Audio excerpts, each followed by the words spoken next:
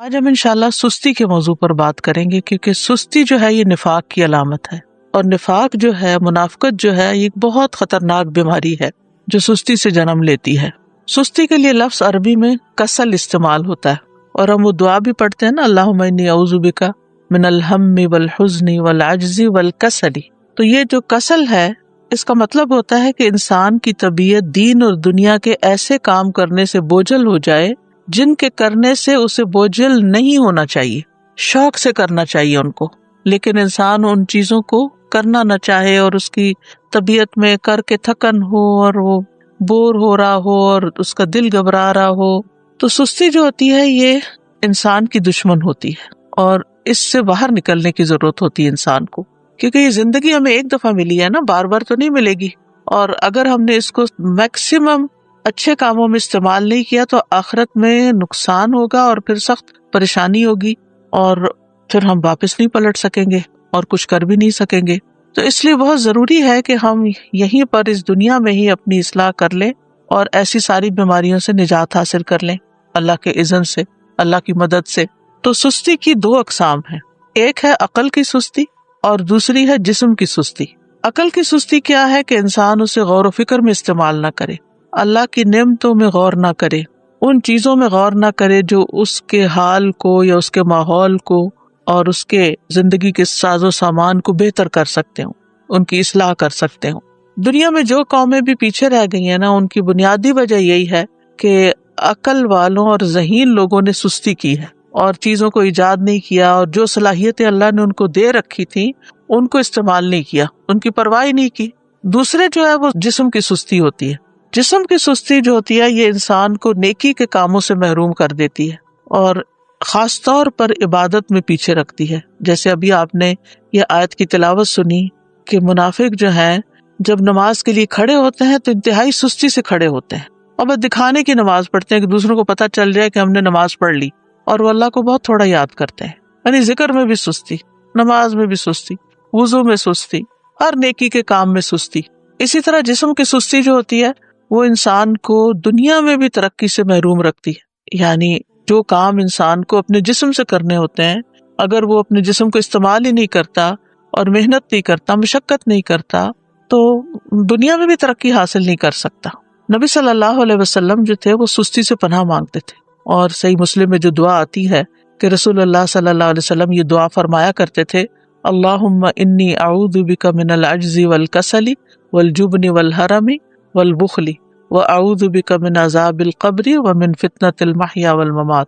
اس کے اور ورژنز بھی ہیں، لیکن صحیح مسلم میں یہ دعا اس طرح آتی ہے، اے اللہ میں عاجز ہونے، سستی، بزدلی، بڑھاپے اور بخل سے تیری پناہ میں آتا ہوں، اور میں قبر کے عذاب اور زندگی اور موت کی آزمائشوں سے تیری پناہ میں آتا ہوں۔ تو انسان جب بے بس ہوتا ہے اور سست ہوتا ہے تو ہر بھلائی سے محروم ہو جاتا ہے۔ ابن قیم کہتے ہیں کہ نبی صلی اللہ علیہ وسلم نے بے بسی اور سستی سے پناہ مانگی، کیونکہ یہ دونوں ایک دوسرے کے ساتھی ہیں۔ تو اگر کوئی بندہ کامل عبادت نہ کرتا ہو، مثلا صرف فرض پڑھ لیے، صرف چھوٹی چھوٹی صورتیں پڑھ کے جلدی سے بس سلام پھیر دیا، اور اس بارے میں اپنی اصلاح بھی نہ کرتا ہو، کوشش بھی نہ کرتا ہو، تو یا تو وہ اس پر قدرت نہیں رکھتا، وہ کر ہی نہیں سکتا، بالکل ہی نکما انسان ہے، اور اس کا قدرت نہ رکھنا کیا ہے؟ بے بسی ہے، یعنی ہمت ہی نہیں اس کی، یا وہ اس پہ قادر ہوتا ہے لیکن کام نہیں کرنا چاہتا، اور یہ سستی ہے۔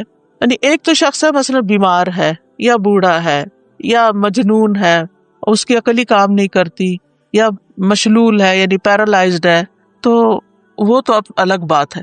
لیکن ایک یہ ہے کہ پھر انسان سب کچھ ہے، ہمت، طاقت، سب کچھ ہے، لیکن بس کام نہیں کرنا، ہٹ درمی ہے۔ تو اس طرح انسان ہر بھلائی سے محروم ہو جاتا ہے اور پھر شر کی طرف چل پڑتا ہے۔ تو جو شخص کامیاب ہونا چاہتا ہے، پہلے تو آپ اس وقت جو مجلس میں موجود ہیں وہ اپنے آپ سے پوچھیں کہ واقعی آپ کامیاب ہونا چاہتے ہیں؟ اگر کامیاب ہونا چاہتے ہیں تو اس کے لیے سستی کو چھوڑنا بہت ضروری ہے۔ ابو حاتم کہتے ہیں کہ کامیابی کا سبب یہ ہے کہ سستی اور کاہلی کو چھوڑ دیا جائے، کیونکہ یہ محرومی کے اسباب میں سے ہے۔ سستی انسان کی پروقار شخصیت کی بھی دشمن ہے، اور خاص طور پر اگر انسان کو کسی کام کا موقع مل جائے، جیسے آپ لوگوں کو قرآن مجید کی تعلیم حاصل کرنے کا موقع ملا ہوا ہے، اور پھر اس کے بعد آپ اپنے کورس کو پراپر طریقے سے نہ کریں، ٹیسٹ کی تیاری نہ کریں، وقت پر ٹیسٹ میں حاضر نہ ہوں، ری ٹیسٹ ٹائم پر نہ دیں، اور اپنی جوانی کا، اپنے وقت کا، اپنی عمر کا 1 سال وہ صرف سستی میں گنوا دیں، تو یہ تو بہت بڑی غلطی ہے، اور یہ تو اپنے لیے تباہی لانا ہے، یعنی یہ ناکامی. کیونکہ بہت سے اسٹوڈنٹ جب ایڈمیشن لیتے اور پاس نہیں ہوتے اور پھر سال گزار کے چلے جاتے ہیں، نہ سرٹیفکیٹ لیا، نہ کوئی قرآن مکمل کیا، اور نہ ہی کوئی جو کرنے کے کام تھے وہ کیے، نہ پوری طرح سارے لیسن سنے، نہ سارے سبجیکٹس اٹینڈ کیے، کبھی صبح دیر سے آیا، یعنی مختلف طریقے سے اپنا وقت ضائع کیا. تو پھر آپ دیکھیے کہ کل قیامت کے دن کتنی ریگریٹس ہوں گی کہ کاش ہم اپنا یہ وقت صحیح طرح استعمال کرتے. اور اگر ہم ان لوگوں کو دیکھیں گے جو ہم سے آگے نکل گئے تو ہمیں کتنی شرمندگی اور کتنی پریشانی ہوگی کہ ہمارے پاس بھی یہی وقت تھا اور ہم کر بھی سکتے تھے، لیکن ہم نے نہیں کیا تو اپنے ساتھ دشمنی کی. تو ایسا شخص کبھی بھی اپنے مقاصد میں کامیاب نہیں ہوتا جو سستی کا مظاہرہ کرتا ہے، اور اس کی جو آرزویں ہوتی ہیں بس وہ آرزویں ہی رہ جاتی ہیں. اور بعض اوقات یہ ہوتا ہے کہ انسان ندامت کے ساتھ ساتھ اس پہ نحوست بھی طاری ہو جاتی ہے. تو سستی کے خلاف ہم نے جنگ کو جیتنا ہے، ٹھیک ہے، ہم نے سستی کے خلاف ایک جنگ کرنی ہے اور پھر اس میں جیتنا بھی ہے. ابن قیم کہتے ہیں جب رات چھا جاتی ہے تو نیند اور بیداری کے درمیان ایک جنگ واقع ہو جاتی ہے، پس شوق اور خوف بیداری کے لشکر میں اگلی صف میں ہوتے ہیں، اور سستی اور کمزوری غفلت کے لشکر میں اگلی صف میں ہوتے ہیں. ان دونوں آپس میں آمنے سامنے ہوتے ہیں. پس شوق رکھنے والا شخص سچا حملہ کرتا ہے تو وہ کمزوری اور نیند کے لشکر کو شکست دے دیتا ہے اور مال غنیمت حاصل کر لیتا ہے. پھر جب فجر طلوع ہوتی ہے تو مال غنیمت کے حصے تقسیم ہو چکے ہوتے ہیں اور سونے والوں کو اس کی کچھ خبر نہیں ہوتی. تو جو شخص سستی کا عادی ہوتا ہے پھر آرام پرستی کی طرف مائل ہوتا ہے تو وہ جب اٹھتا ہے تو بھاری بدن، بھاری سوچ اور پریشانی کے ساتھ اٹھتا ہے. اب یہ ہے کہ اس کی وجوہات کیا ہوتی ہیں، تھوڑی سی وجوہات بھی ہمیں معلوم ہونی چاہیے. سب سے پہلی چیز تو نفاق ہے، اور نفاق کی وجہ سے انسان دینی فرائض میں سستی کا شکار ہوتا ہے، کیونکہ منافق کی نیت اچھی نہیں ہوتی. اگر کوئی کام کرتا بھی عبادت وغیرہ تو ریاکاری دکھاوے کے لیے کرتا ہے، لوگوں کی دنیا کی سزا سے ڈرتے ہوئے ایسے کرتا ہے. یا اگر نماز نہیں پڑھی تو ماں باپ کیا کہیں گے، وہ گھر سے نکال دیں گے، یا یہ کہ پھر میں لوگوں کی نظروں سے گر جاؤں گا. اسی طرح یہ ہے کہ لیسن صرف استاد کے ڈر سے یاد کرنا، قرآن کے شوق میں یاد نہ کرنا، قرآن سے محبت کی وجہ سے یاد نہ کرنا، ڈپلومہ کورس کرنا تعلیم القرآن کا لیکن اللہ کی خوشنودی کے لیے نہ کرنا، صرف ماں باپ کی خاطر کر لینا، یا پھر یہ کہ لوگوں کو بتانے کے لیے جی اس نے قرآن پڑھا ہوا ہے. تو ہمیں اپنی نیت کی بھی اصلاح کرنی ہے اور پھر اللہ کی محبت میں یہ کام کرنا ہے اور پورے شوق کے ساتھ کرنا ہے. دوسری وجہ ہوتی ہے آرام پسندی، یعنی انسان اپنے آپ کو کوئی تکلیف نہیں دینا چاہتا، بس آرام ہی کرنا چاہتا ہے. اور تیسرا یہ ہے کہ بعض اوقات انسان کی جو فراغت ہوتی ہے کہ اس کے اوپر کوئی بڑی ذمہ داری نہیں، کوئی اس کے مقاصد نہیں زندگی میں، تو پھر اس کے لیے کوئی موٹیویشن ہی نہیں ہوتی، بس ایسے ہی ادھر ادھر ہاتھ پاؤں مارتا رہتا ہے اور لگ کے کوئی کام نہیں کرتا. اور صحابہ جو تھے وہ فارغ انسان کو سخت ناپسند کرتے تھے. ابن مسعود کہتے ہیں رضی اللہ عنہ، میں اس بندے کو پسند نہیں کرتا جسے میں بالکل فارغ دیکھتا ہوں، نہ وہ دنیا کے کسی کام میں مشغول ہوتا ہے نہ آخرت کے کام میں، بس بیکار بیٹھے ہوتے ہیں لوگ. آپ نے دیکھا ہوگا کہ ہمارے یہاں کتنا عام ہے، پارکوں میں بیٹھے ہیں لوگ، سڑکوں پہ بیٹھے ہیں، فٹ پاتھ پہ بیٹھے ہیں، فارغ ہیں، بینچوں پہ بیٹھے ہیں، کوئی سگریٹ پی رہا ہے، کوئی باتیں کر رہا ہے، کوئی ٹھٹے مار رہا ہے، بس ادھر ادھر کی باتیں. پھر اسی طرح یہ ہے کہ ایک اور وجہ یہ بھی ہوتی ہے عیش پسندی، خوشحالی، کہ انسان کو جب اور لوگ کام کرنے کے لیے، خدمت کے لیے مل جاتے ہیں تو پھر وہ خود کام نہیں کرتا اور اس طرح وہ بیکار رہنے کا عادی بن جاتا ہے. لیکن بہت سے عقل مند مالدار لوگ ایسے دیکھے گئے ہیں، وہ کام کر کے خوش ہوتے ہیں، ان کے پاس مال ہوتا ہے، وہ بہت سے خادم رکھ سکتے ہیں لیکن پھر بھی وہ اپنا کام خود کرتے ہیں، اپنی گاڑی خود چلاتے ہیں. اور اگر آپ یہاں پر آ کر آپ دیکھیں تو لوگ ملینئر ہوں گے لیکن اپنی کار خود ڈرائیو کر رہے ہوں گے، اپنا گھر خود صاف کر رہے ہوں گے، اپنا گارڈن خود مینج کر رہے ہوں گے. تو جو عیش پسند لوگ ہوتے ہیں وہ پھر سست ہو جاتے ہیں، اور پھر جب انسان کے اوپر بہت زیادہ سستی آتی ہے تو انسان زندگی کے لطف سے بھی محروم ہو جاتا ہے، کیونکہ جب مصروفیت زیادہ نہیں ہوتی تو پھر انسان بور ہونے لگتا ہے، اور وہ بوریت جو ہے وہ انسان کی صلاحیتیں کی قاتل بن جاتی ہے. پھر اسی طرح ایک اور چیز جو بہت سست کر دیتی ہے انسان کو، وہ ہے زیادہ کھانا پینا.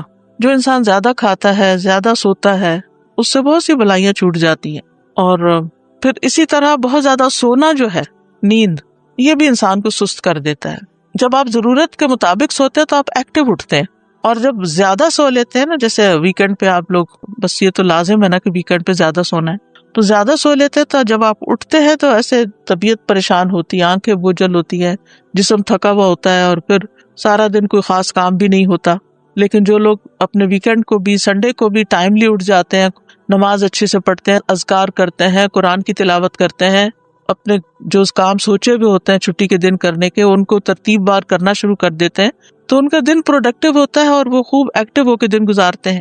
ابن قیم رحمہ اللہ کہتے ہیں کہ بہت زیادہ سونا دل کو مردہ کر دیتا ہے، جسم کو بھاری کر دیتا ہے، وقت کو ضائع کرتا ہے، اور یہ بہت زیادہ غفلت اور سستی پیدا کرتا ہے. پھر اسی طرح لمبی امیدیں لگانا، اچھا یہ ہو جائے تو پھر وہ بس سوچتے رہنا، سوچوں میں پڑے رہنا. پھر 8ویں چیز ہے سست لوگوں کی مجلس اختیار کرنا.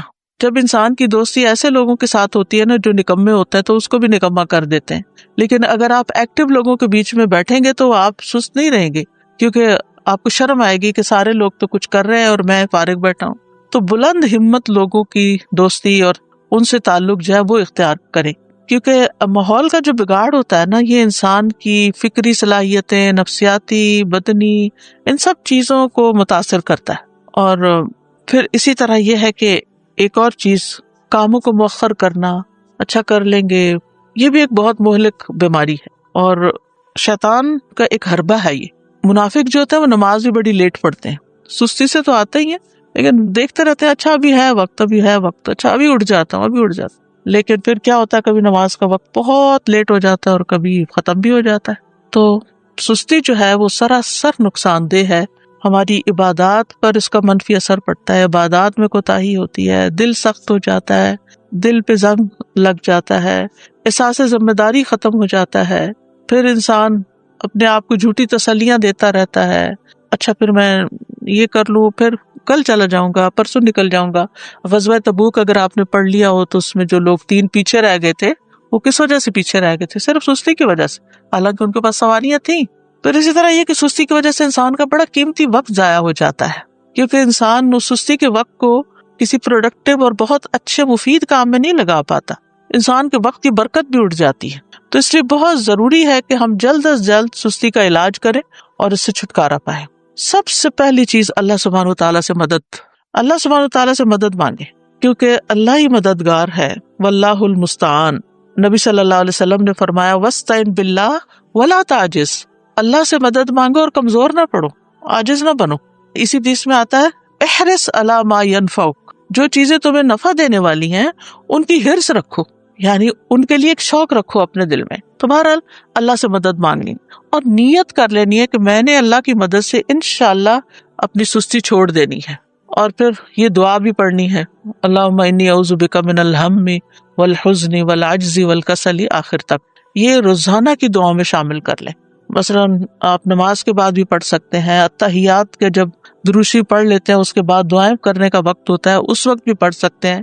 تو تیسرا یہ کہ دن کا آغاز جو ہے نا وہ اذان فجر سے یا تو پہلے کریں یا پھر ساتھ ہی کر لیں، اور پھر وضو کریں، ذکر کریں، نماز ادا کریں.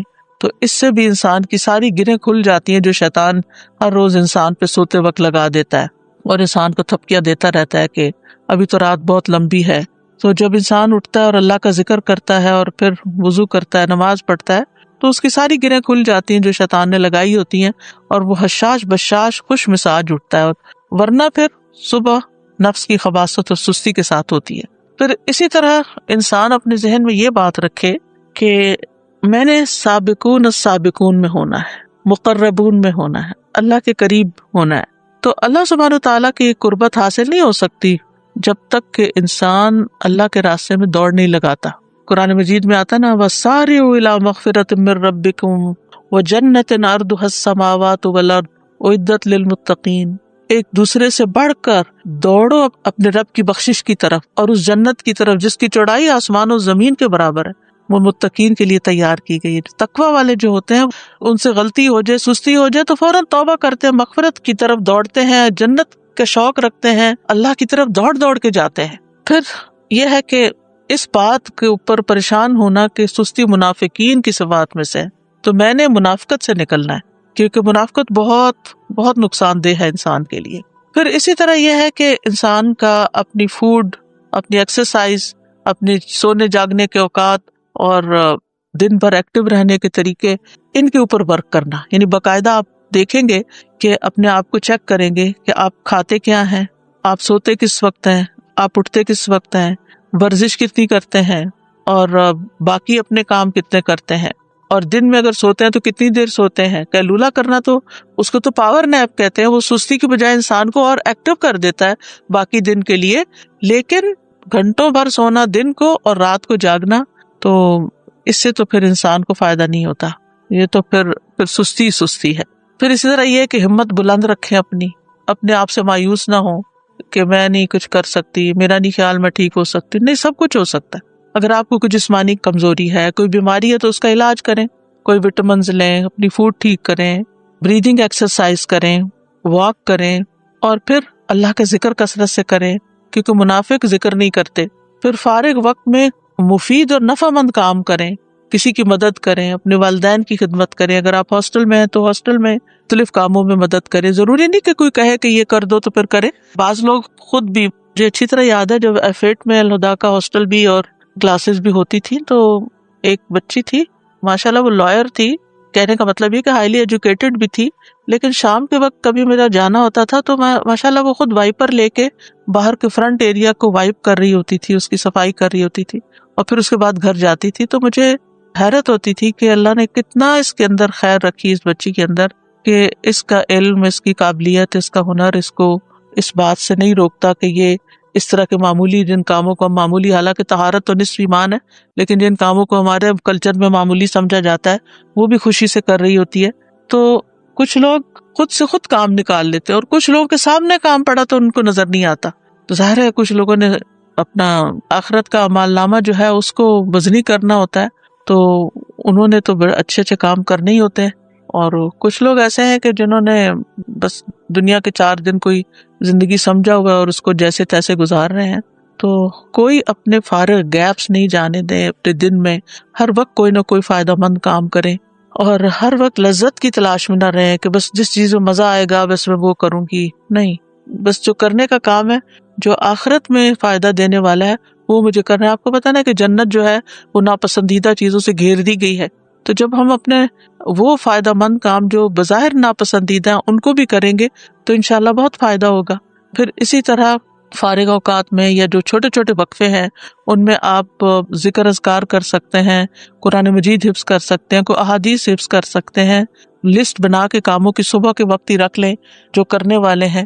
تو انشاءاللہ آپ دیکھیں گے کہ آپ انجوائے کریں گے، زندگی کو بھی انجوائے کریں گے، آپ کے دل کے اندر ایک راحت ہوگی. پھر اسی طرح یہ کہ کوئی بک ریڈنگ کی عادت ہو، کوئی اور اسی طرح دل پسند مشغلیں ہوں.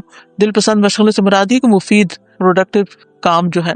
پھر اسی طرح یہ ہے کہ ابن الجوزی کہتے ہیں کہ سستی کا سب سے مفید ترین علاج یہ ہے کہ محنت کرنے والے لوگوں کی سیرت میں غور کریں.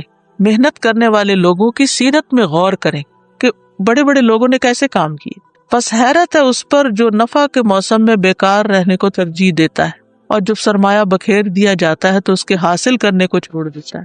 ایک اور عالم فرقد ان کا نام ہے، کہتے ہیں کہ تم نے کام کرنے سے پہلے فارغ ہونے اور بے عمل ہونے کا لباس پہن لیا. کیا تم دیکھتے نہیں کہ محنت کرنے والے ادنا درجے کا لباس پہنتے ہیں، معمولی لباس پہنتے ہیں، اور جب وہ فارغ ہوتے ہیں تو نہا کر اچھے کپڑے پہن لیتے ہیں، لیکن تم نے کام کرنے سے پہلے ہی فراغت والا اچھا لباس پہن لیا. یہ بہت گہری بات ہے. یعنی جب انسان ینگ ہوتا ہے نا تو اس کا سارا فوکس کس چیز پہ ہونا چاہیے کہ وہ محنت کرے، کام کرے. اور علماء کی سیرت اگر ہم پڑھیں تو حیرانی ہوتی ہے کہ کس طرح ان کے پاس بعض اوقات لباس تک بدلنے کا وقت نہیں ہوتا تھا. بعض اوقات یہ نہیں کہ سستی پاری نہیں کرتے تھے، یعنی ان کی پرائرٹیز کچھ اور ہوتی تھی. اور پھر یہ کہ بعض اوقات پکانے کا وقت نہیں، کھانے کا وقت نہیں، لیکن وہ اپنے کاموں میں اتنے جتے ہوئے ہوتے تھے، اور پھر آج تک ان کے نام تاریخ میں زندہ ہیں، ان کی سیرت ہم پڑھتے ہیں اسی وجہ سے نا کہ جب کام کا وقت تھا تو انہوں نے کام کیا، اور اب وہ انشاءاللہ اپنی قبروں میں آرام کر رہے ہوں گے اور فائدہ اٹھا رہے ہوں گے اپنے کاموں کا. کیونکہ دیکھیں اگر بہت سونے کو دل چاہے نا تو میں اپنے آپ کو کہتی ہوں کہ اس زندگی میں تو کام کرنا ہے نا. اللہ کرے کہ قبر آرام کی جگہ ہو تو وہاں تو سونا ہی سونا ہے، سارا آرام مل جائے گا پھر. لیکن اگر آج کام نہیں کیا نا تو کل پھر آرام مشکل ہے. تو یعنی اپنے آپ سے آپ نے خود ہی لڑنا ہے کہ نہیں، اور نیت کرنی ہے، ارادہ کرنا ہے اور کچھ اپنے ٹارگٹ سیٹ کرنے. تو مجھے امید ہے کہ انشاءاللہ العزیز آپ لوگ اپنی اس کمزوری پہ، بیماری پہ قابو پا جائیں گے.